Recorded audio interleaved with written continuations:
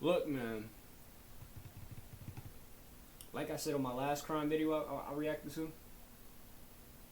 if you're gonna do the dirt, be ready to do the time.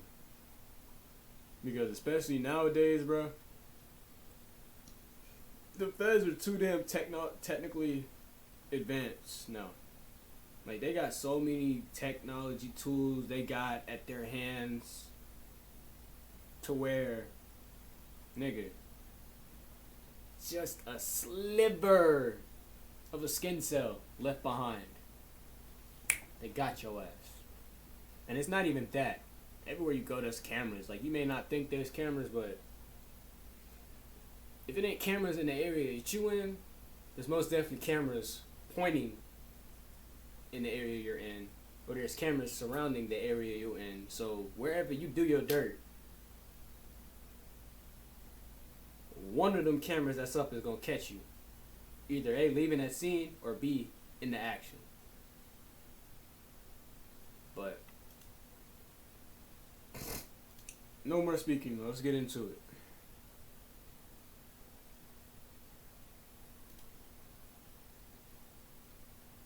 Look, you're not actually going to get anything done by watching another YouTube video. In fact, you're literally only procrastinating more. What you need... Alright, y'all, we got a serial killer. He burns his ninth victim alive. CCTV records a man in a jumpsuit walking up to a house. Seconds later, what could only be a nightmare begins. Akron 911. I got a fire going. You see what I'm saying? No matter what you do, it's always a camera that's going to be pointing in your direction, or in the area that you're in. A nightmare begins.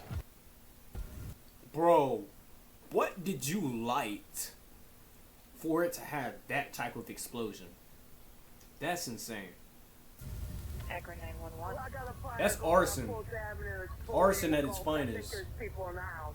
It's blazing, man. It's blazing. Up here quick. I can feel it. The lights are going out. It's burning quick, man. If somebody's in there, they're dead, man. As the flames engulf the house, the mysterious man Look at him. disappears into the night, Look at leaving him. a trail of blood behind him. Oh my God. I told you.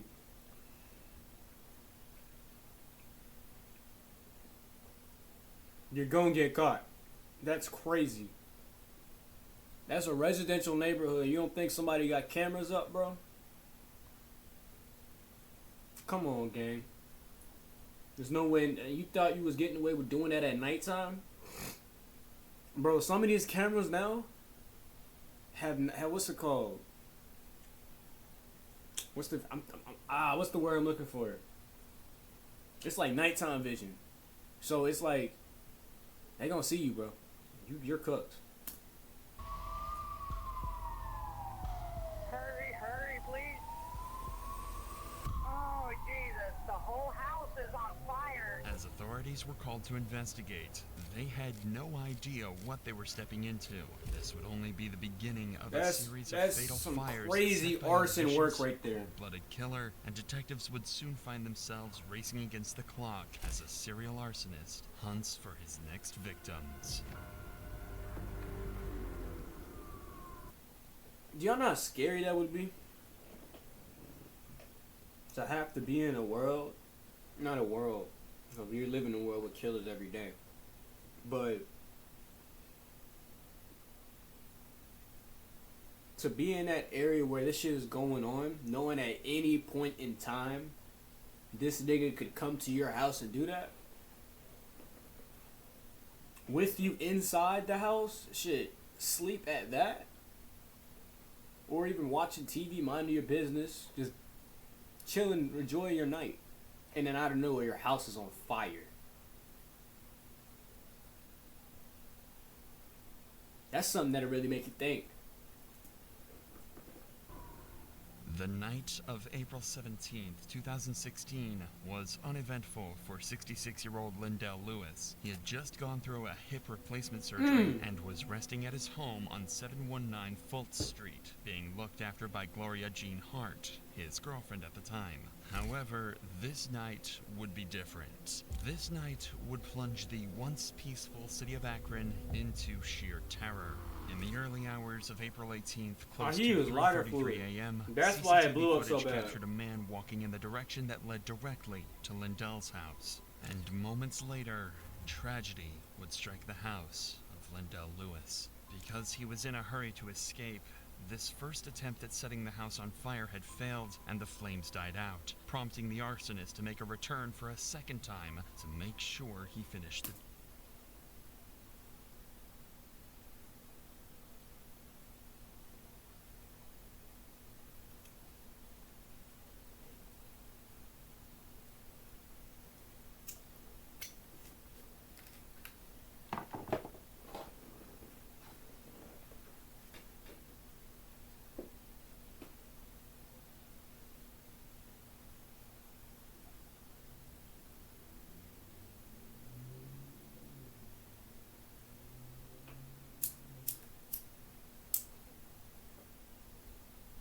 Damn, the job ain't finished. I gotta go back. Oh.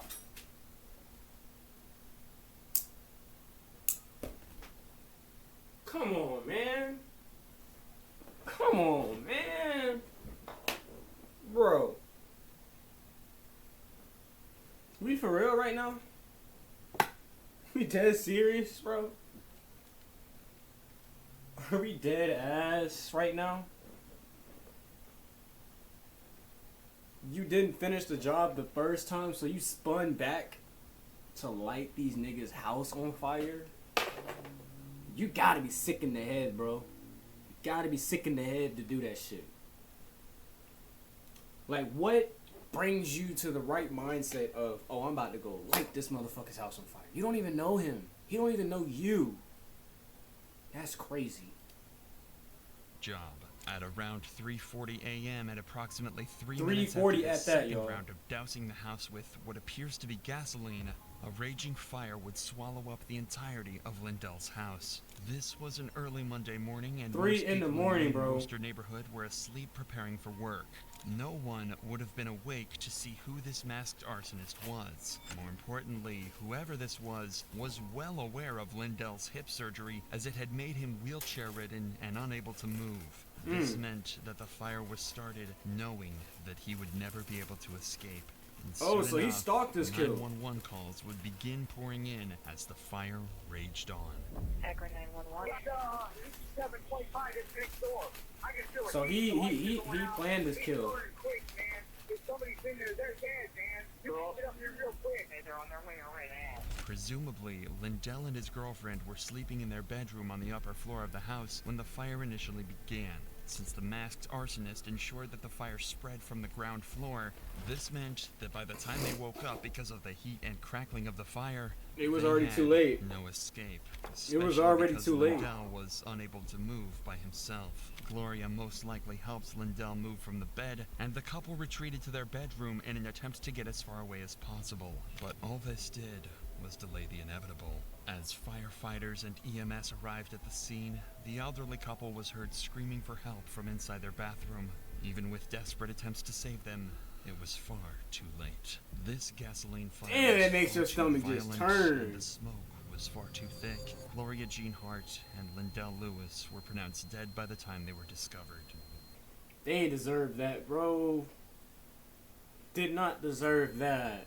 A tragedy like this. I hope the was judge throws the unheard of book in at him. Akron. Not only because of the fact that there was now an arsonist on the loose, but because no one knew who his next victim would be. Because That's as it turns crazy, out, bro. Lindell and Gloria were only 2 of his 9 victims to come. 9? The hunt for this masked murderer. How do was you on, get away with and setting soon nine enough, nine detectives had a lead. During the night this 9 fire people on occurred, fire the without suspect nobody had fled knowing? in this direction immediately after his second attempt. This meant that whoever this was lived in this general vicinity, and considering this, the very first suspect would be Stanley Ford. Stanley was a peculiar man. He often claimed to be a guardian sent by God, and would spend his days sleeping so he could stay awake at night to watch over the neighborhood. Additionally, Spend your day sleeping so you can watch over the neighborhood at night. I get it, bro. You're trying to protect your neighborhood. But you sleeping during the day, Brody? Don't you have things to do? Don't you have to be at work? That's crazy. Sleeping so he could stay awake at night to watch over the neighborhood. Additionally, Stanley was also Lindell's neighbor, and the two had spent many years living next to each other. This is why officers were certain that Stanley would react with sorrow when informed of Lindell's death. But when a call was made telling him of the tragedy, something was off. I was calling to follow up with you about the fire. At Firestone Complete Auto Care, we believe that if you can't back the work, you shouldn't be doing it. That's why our break-in Across the street. You know, because of the tumultuous history that you and the people in Lindell's house had, everybody is thinking you, right? No, Tanisha, listen to me once again. I do not mess with these people up here. Them guys try to get me to come on and engage with them. Them guys was nasty. They had prostitutes in and out all night. They was dealing with homosexuality. People was just bad people. I didn't do nothing to them people. Them people were just mean. I mean, listen here. When they moved up here, Tanisha, they stole everything that wasn't voted down. Well, Mr. Ford, this is my concern. What's your concern? Is it how to make people believe that it wasn't you? Tanisha, you either take my word or you don't. That's all I can tell you. Well, we do have another option. What's that? The polygraph.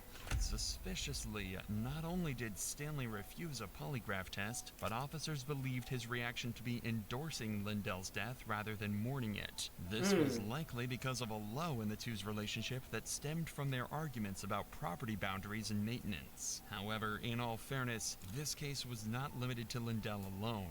In fact, Stanley was infamous for often disputing with neighbors when it came to property boundaries. All things considered, Stanley was only seen as a weird and obnoxious neighbor rather than someone who would burn a house down. For now, at least, he was not the most prominent suspect, as detectives began to believe that the one responsible for this fire may have been someone inside Lindell's house.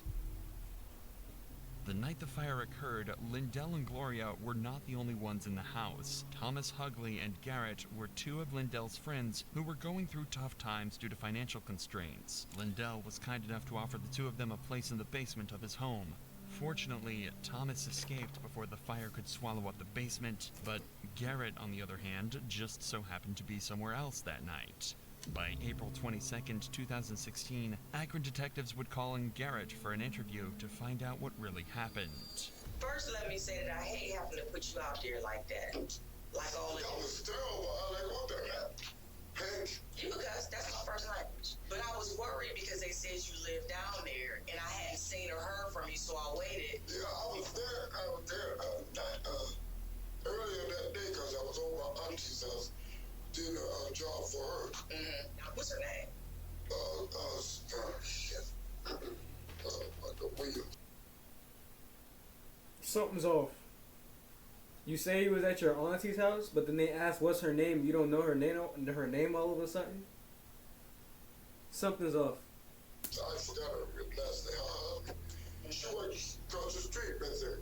Okay. Now, I ain't trying to, stir your brain, because the main reason I wanted to find you, make sure, one, that you safe and you okay, and if I didn't know nothing about it until my sister then called me, and Mr. Hughley called me. And what would they say? They said the house burned down, but they didn't tell me nothing about nobody got hurt in there. And then my best friend. Would Linda? For detectives, it is definitely odd that Garrett is taking so long to remember the finer details, but this is nothing conclusive as of now.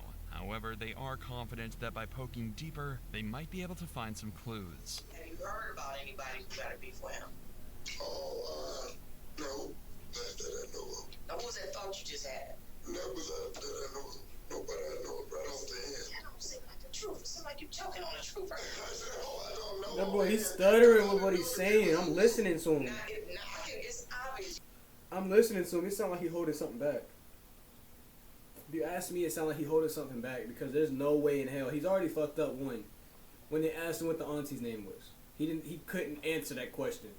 If you know, how don't you know your aunt's name, bro? Like, come on, gang. I know mine's by heart.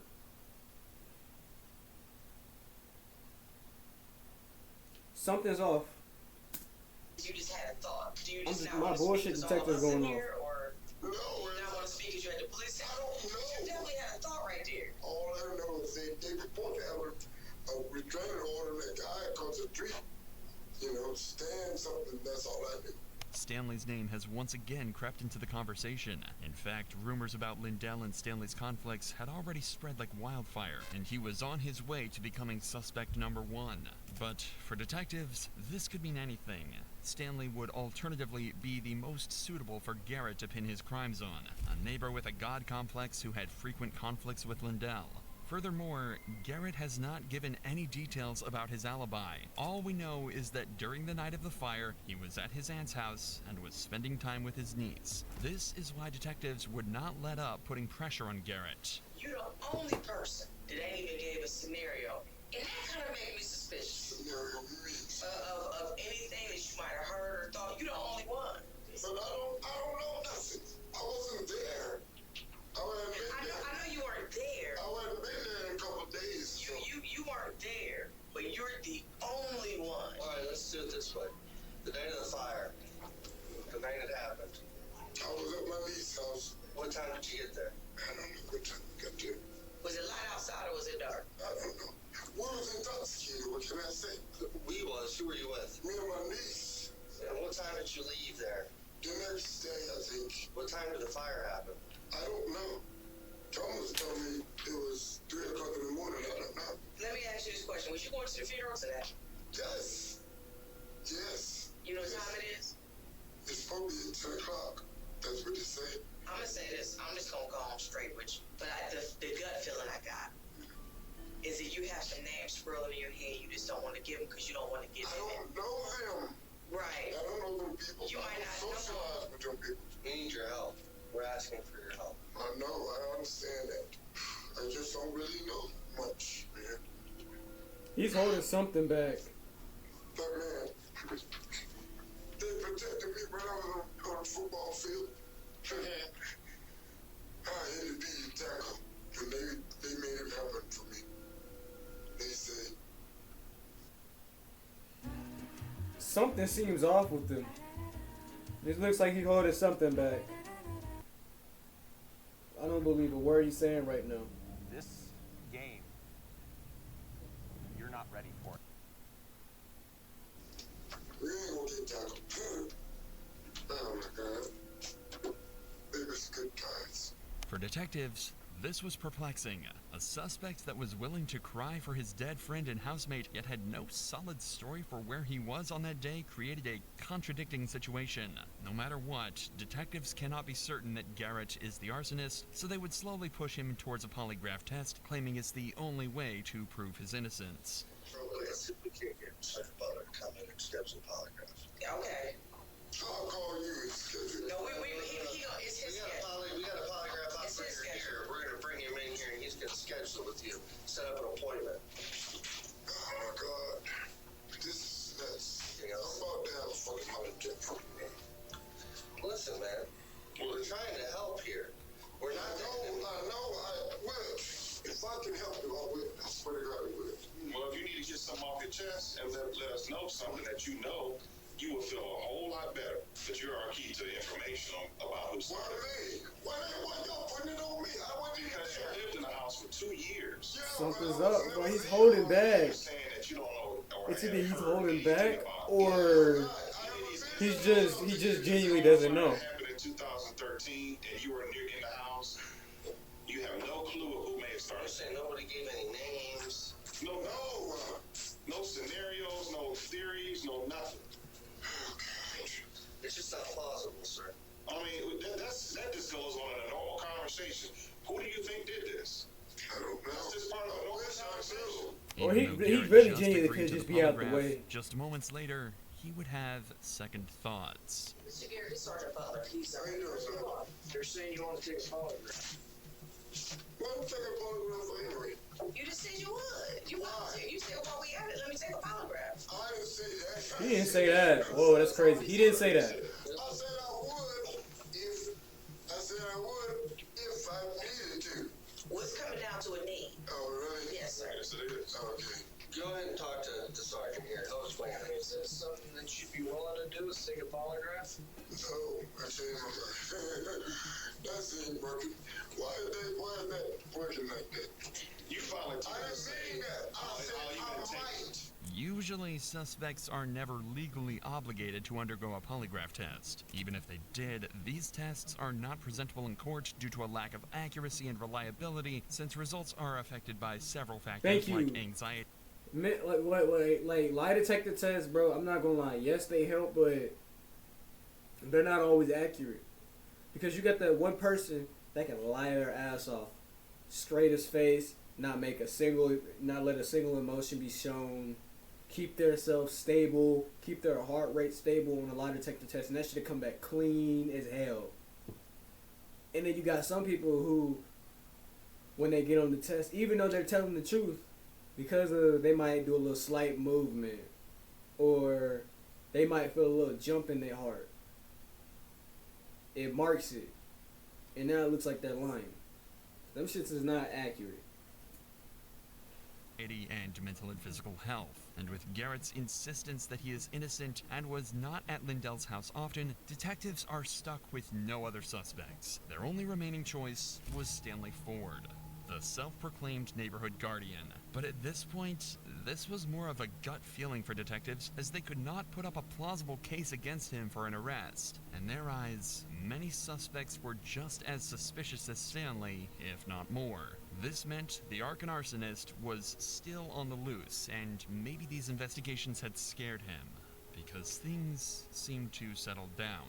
For the entirety of 2016, there were no more fires, and most began to forget about the incident. However, this peace would soon come to an end. On January 23rd, 2017, someone set fire to a vehicle on 723 Russell Avenue, just a few blocks away from the first fire. The next 2 months would be another wave of silence from the arsonist until May 15th, 2017, when close to 3 a.m., Lane Worcester neighborhood was given another rude awakening. Multiple people are dead after a house fire in Akron. You gotta be a sick nigga, boy. Gotta be sick. There's nothing in this world, bro, that should want to give you the power to want to go light somebody's car, light somebody's house on fire with them inside. Like, I know you smell that burning flesh. I know you hear their screams for help. And you just don't care. You're doing this for your entertainment and for your own personal joy. You are a sick nigga. I hope you understand that. That is insane. You are sick to your core. This morning, and at least some were children. The Akron Fire Department says the home was fully engulfed when they arrived. The heat was so high, a staircase melted away. The exact number of victims has not been released. Oh my God. A fire on 693 Fultz Avenue had resulted in the death of 7 people. 35-year-old Dennis Huggins and 38-year-old Angela Boggs, along with their 5 children, aged... Those are babies! Those are babies! Yeah, I don't take it back, bro. I hope the judge just throws a book at him. How do you light a house on fire with 7 people inside? You kill the mom, the dad, and then you kill the children right along with... Congrats to you. You get the sick fuck award. That's crazy. Between 16 months and 14 years. This was the second major fire after the Lindell home was burned to a crisp 13 months prior. The fire had started in trash cans placed at the front of the house and spread quickly through the porch into the home. However, so he led... Okay, so what I'm getting out of this is... Okay, so they said the fire started by the trash cans. Okay. So he put fluid on the trash cans to start the fire, obviously. But for the fire to spread to the porch, he had to have left the trail of gas or lighter fluid in the driveway, leading onto the porch and then spreading it all over the porch until it eventually erupts into a blaze. So he knew what he was doing. He took a time process to do this.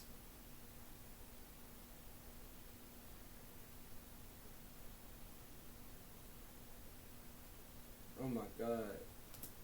Oh my god. However, this was no accident. According to a forensic analysis, an accelerant identified as gasoline was dumped into the cans. The flames were intense and enveloped the house within seconds. There was no room for escape. And just like the first fire, all 7 victims were found huddled in corners of the home as they had been trapped by the smoke and flames. The bodies had been burnt so badly that the only way to identify them was through a DNA test. This was oh, my stomach, bro. a tragedy. But compared to the first fire, finding the suspect this time wouldn't be hard, as there were only 2 options. The first was Patrick Boggs, who had a bit of history with Angela Boggs, the mother of the children in this fire. Patrick Boggs served 12 years in prison for dousing Angela in kerosene and threatening to set her on fire in 2001. He was a violent man and had even tried to stab someone, making him a very plausible suspect. But even with his past, Patrick was quickly discarded as cameras provided he had never left his home in Ohio. More importantly, an extensive polygraph test proved that Patrick was telling the truth about not being involved in this crime. However, his role in these murders wouldn't end here, as we'd later find out. For now, the only remaining suspect was a familiar face, one that was a common denominator in both fires: Stanley Ford. And this time, officers were prepared to gather a mountain of evidence against him. They treat me like I'm a suspect, man. I'm not a suspect. The first step was to obtain a search warrant for Stanley's home, which would result in a crucial piece of evidence being found. Worn-out tennis shoes that had been covered in an accelerant. An accelerant that just so happened to be gasoline. But the evidence wouldn't end here. That shoe might have just cooked him and baked him. Dropped him in the oil and overly fried him right there. One of the detectives would decide to have a one-on-one conversation with Stanley in his car, and what he says would be nothing short of disturbing. No, listen what I'm saying. This is so wrong. Listen what I'm saying. It's embarrassing to my name. Listen what I'm saying. You mentioned some things last night about some bad people at the house. Well, to me, I thought they was bad kids. The stuff they was just doing immature stuff in the neighborhood. Like what? Shit, look. So because you think it's bad to you, that gives you a right to set these people's house on fire, bro? Allegedly, if you did do it. Kicking the vehicles' rear view mirrors, busting them out and stuff like that. Is that a good way to get rid of somebody, move out the neighborhood, and get rid of that? No, I wouldn't do that. I wouldn't do it like that. Why would I do that? I wouldn't do it at all. I ain't gonna set somebody on fire just to get them out of the neighborhood. That ain't godly, like, man. That ain't human nature, like that. Yeah, that's evil. That's pure evil, right? Man, I'm not evil, man. Yet another instance of Stanley Ford justifying not only the deaths of the couple, but of their 5 innocent little children too. Just like in the murder of Lindell Lewis, there was a pattern of pure hatred towards the victims. A pattern so disgusting that Stanley felt it was his God-given right to purge anyone who upset the guardian of the neighborhood.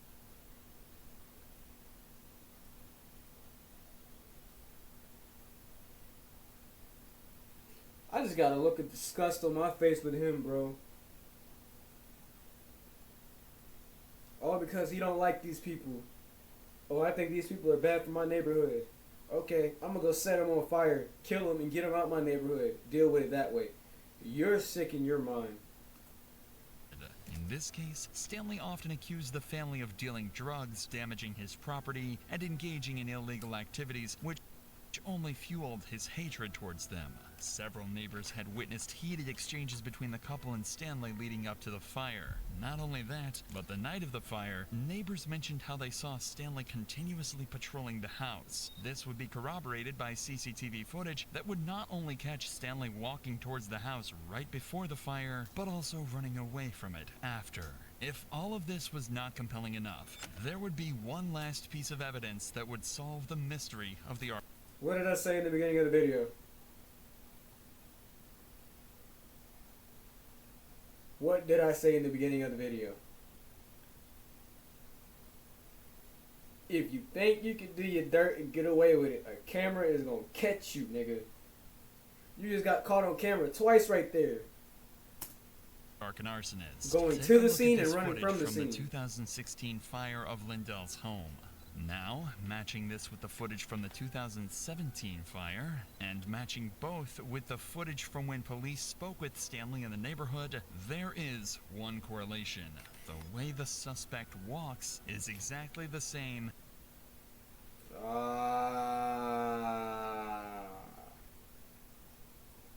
Oh my God. They caught him just off the way he walks. That was a nail in the coffin right there. As Stanley's stride. Without a doubt, Stanley was the one responsible for the cold-blooded murders of 9 people. Officers were now certain of this, and soon enough, Stanley was called in for an interview to be confronted with his sick crimes. We want to talk to you. Sick? I wouldn't even describe it as sick, bro. Dialpad AI works It's for far you from and sick. your customers. It won't fall in love with them, but it will. I want you to be honest with me. Okay. I've been honest. Let's talk about today in question. Let's go back to the fire. Okay. What about it? Okay. What can you tell us about the fire? I don't have no knowledge of that. So what's the point? You know, sometimes I gotta explain to them, you know, I exercise, sometimes I get Charlie horses. Right. Sometimes I walk the street and back. You know what I mean? Something like that. But I didn't do that fire, man.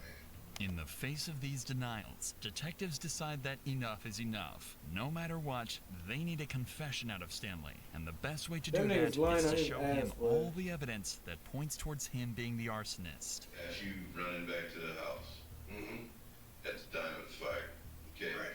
We got you running to the house. You're not asleep. You weren't. You're on the camera, Stanley. I wasn't on no camera running from the fire. Stanley, you're on the camera running from a fire? We got you. I didn't run from no fire. Stanley, listen. Yeah. It's time to come. It's time to Man, listen. Yeah. We know the answers, okay? Right. Okay. But I wasn't running from no fire. Okay, you walk. You see the fire, okay? You're at the fire. No. I'm not at no fire. You're at the fire. I'm at a fire? Yeah, Yes. you're at the fire. Go ahead. We need to hear your side of the story. Johnny, I'm being honest, man. I didn't do anything. I mean, I can't admit to something I didn't do. I would have did that. I got too much to lose, man. We got all the pieces, we know the answers. This is what we want to know. Is there some reasoning or some kind of something that happened, man? Did somebody piss you off or somebody do something? No. So maybe why, maybe like I said, maybe you're trying to send a message. Bro, he's so cooked. Like, no matter what he can say, he's fucked. Explain why you running back from the house. I didn't do that. Oh yeah, I'll tell you, I got it wrong. Well, you know you don't. Okay, you got you. Often a suspect will refute their crimes even in the presence of concrete evidence, as this would still give them a fighting chance in court. In this case, Stanley is doing exactly. No, the hell they won't, bro. Any like judge with a let me take it back. Any judge and jury with the right sense of mind will read through that BS. This, and no matter what detectives say, he won't be cracking anytime soon. Y'all believe that I did it? No, we proved that you done it. I didn't do that. I wouldn't have dared to did that, man. Do you want me to explain your charges to you, or do you want to explain them? I didn't do it. I'm serious. I didn't do it. I'm not gonna admit to that. I didn't do it. If I did, I admit to it. I didn't do that. Let me explain your charges. Go ahead. Okay. You have 7 counts of aggravated murder. However, this would be far from the end of Stanley's saga, because he 7 never admitted counts? to anything and had a history of being mentally unstable. There was a chance that he could get away completely scot-free in court due to his mental status being absolved of all his crimes. Well, so he's gonna use that to his... Stanley Ford's trial would begin on Monday, August 30th. You can't use that to your advantage. Michael D'Angelo making his opening statements that focused on correlating the masked arsonist with Stanley Ford. That timeline, his statements, and the similarities of his actions show his opportunity. And ladies and gentlemen, the evidence, all of that will reveal his identity. And that will show you that when the defendant gets angry with his neighbors, he sets their property on fire and he kills them. And at the conclusion of this case, Mr. LaPrinzi and I are going to ask you to find the defendant guilty of all the charges and all the specifications. Stanley's defense, on the other hand, knew the kind of uphill battle that they were facing and decided that the best approach would be not to prove Stanley's innocence, but to disprove the suspicions of his identity. A lot of the evidence that you're going to be presented to, I want to see how they play this out. It's not a dispute that there were 3 fires set. It's not a dispute that all 3 fires were set intentionally. And it certainly is not a dispute. So then, wait. What do you mean the fires weren't set intentionally? You don't casually just walk by somebody's crib and casually just light some shit on fire. My fault. My bad. You don't casually walk by somebody's crib with lighter fluid and a lighter, dump lighter fluid on their property and light that shit on fire. You do that shit on purpose. You do that on purpose. There was no intentional or accidental thing about that.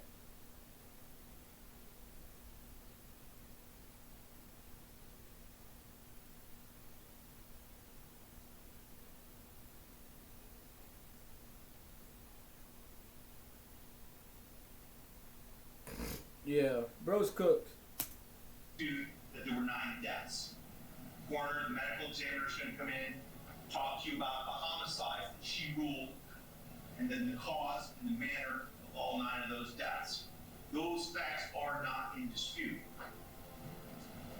But again, as defense, we told you, and you know that the state of Ohio has the burden of proof to prove each and every element. Defense has the burden to prove nothing.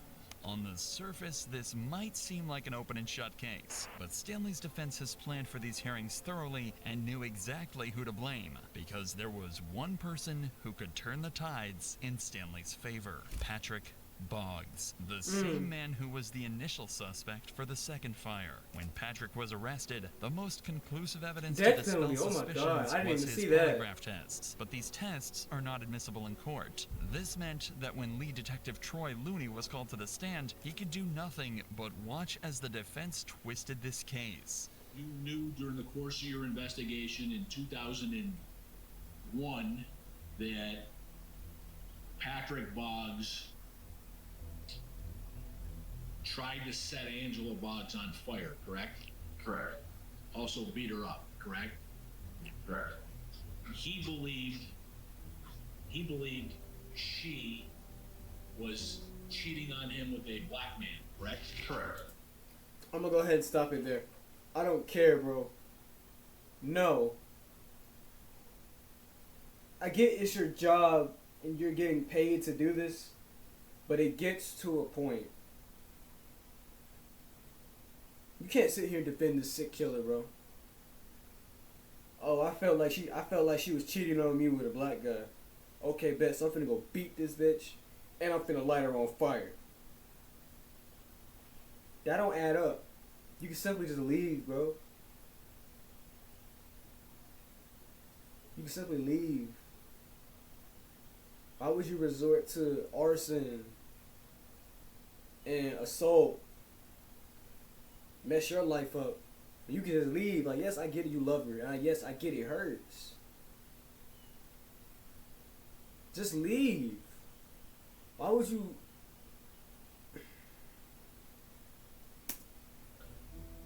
That piqued piqued your interest in this case too because of who Angelo Boggs was now dating, correct? That's correct. This line of questioning puts the prosecution in a tough spot, as Detective Troy could not immediately dispel the doubts of Patrick being the suspect using the results of the polygraph test. However, the defense would not lose momentum on this win. They would play their final trump card, bringing in Patrick Boggs himself as a witness.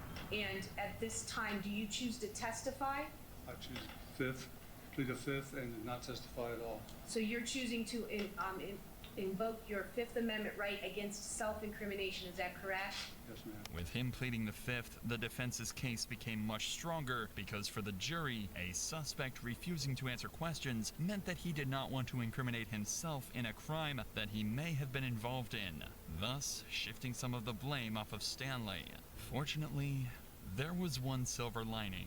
A major step of the defense's plan was to use Stanley's extreme beliefs to drive the case towards an evaluation of his mental health. Unluckily for them, if Stanley didn't hesitate to murder 9 people, he wouldn't hesitate to fight his own defense team and admit in front of the jury that he had no mental issue. Thank you, boy. Can't use that BS to try and justify what he did. So what if he's mentally unstable? You wasn't mentally unstable when you was setting them people's house on fire. You knew what you was doing then, so know what you about to get now. Throw the book at him. Issues. I commit a crime to be pretty dealing with all these companies and these different psychologists and psychiatrists and stuff. Does that make any sense? What separates great thinkers and the okay thinkers is Throw the whole book at him, what they Judge. do with their time.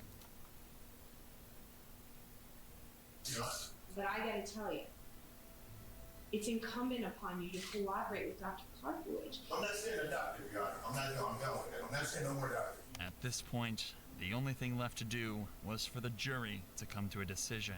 However, you know what even I'm with thinking. every single one of the defense's attempts to save You know what I'm Stanley, thinking. the decision would come out to be in favor of the Throw that book. prosecution due to the overwhelming evidence they had. The similar walks of the Throw the suspect, book. recordings of Stanley expressing his hate towards his neighbors, and Stanley running back to his home after the second fire. One verdict, one aggravated murder regarding Angela Boggs.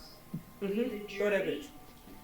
being duly Throw that paneled and bitch. sworn and What's it? affirmed to well and truly try and do Throw that due bitch. deliverance made between the state of Ohio and the for defendant two. Stanley O. Ford do find the defendant guilty Throw that book. of the offense of aggravated murder Throw that book. charged in the indictment Throw on that or book. about the 15th day of May Throw it. 2017. But even though he was found guilty of the fires, jurors were yet to conclude their decision about Stanley's punishment. What you This is when the mean? defense decided to move forward with Plan B. Tripping. Do anything to save Stanley from the death penalty.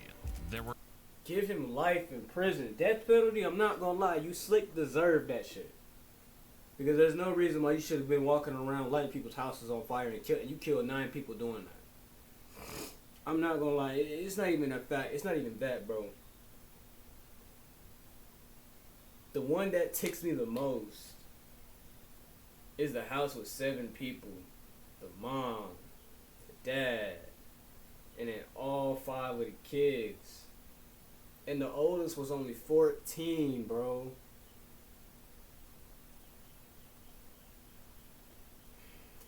were a total of 12 jurors, and a unanimous vote was needed to give Stanley the death penalty. Even if one of them disagreed, he would be given a life sentence instead. And on the 12th day of his trial, only 11 of the 12 would vote in favor of the death penalty. The defense was successful They finna put in their that attempts to nigga save out. him, as just one juror disagreed, feeling that he should only be given life in jail. They tried to take him But out. Even his life sentence would not be kind to him, because for every single year of his life, he would be reminded of his sick and disgusting crimes. Stanley Ford would receive 9 consecutive life sentences 9 for life every single sentences? one of his victims, without the possibility of parole, plus an Throw additional it, Judge. 21 years. And Damn. Damn. You got 9 life sentences. So you ain't never coming out of jail. What? Wait, hold up. 1 life sentence, you ain't never coming out of jail. 2 life sentences. Now you gotta feel that in the afterlife. 3 life sentences. You're still feeling it in the afterlife. 6 more life sentences later, you're still gonna feel it. And then on top of that, after the 9 consecutive life sentences are over, you got 21 more years on top of that. They're sending a message with that one. You will die eventually one day, you will never be free. That's crazy. And to be reminded of his crimes, for every single date of the fire and for every single birthday of the 5 children he murdered, Stanley would be given solitary confinement, a punishment. He had to spend the rest of his life in solitary confinement? Yeah. You deserve that. I'm not gonna lie. You deserve that, my brother. Everything that judge and them jurors threw at you, you deserve what was coming to you. Because there's no way you should have did that. You're evil for that one. And you gotta genuinely be a sick-minded person to want to set somebody on fire. A sick-minded person, alive at that, and let them burn alive.